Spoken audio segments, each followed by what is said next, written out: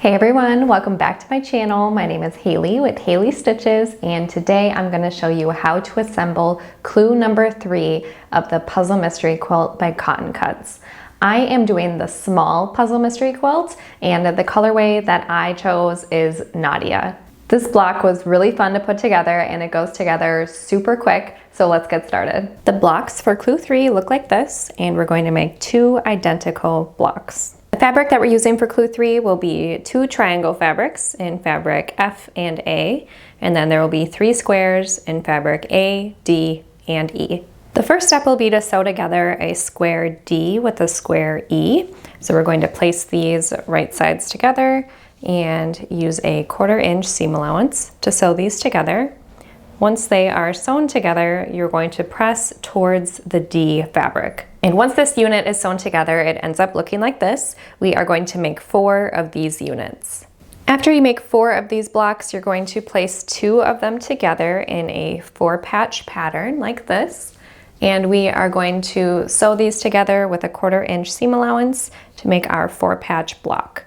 This is what our block will look like when it's sewn together, and you want to press the seam down. You will end up with 2 of these 4-patch blocks. Now we're going to move on to the next section of our block. So for this section, we're going to be making flying geese. So you want to grab your large fabric A triangle and your smaller fabric F triangle.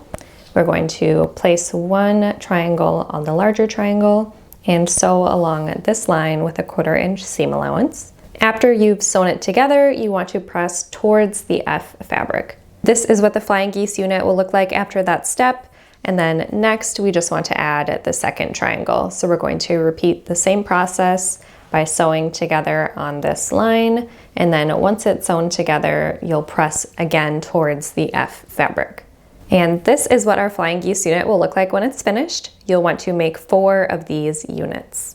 After you've made your 4 units, you'll want to take 1 flying geese and flip it around like this.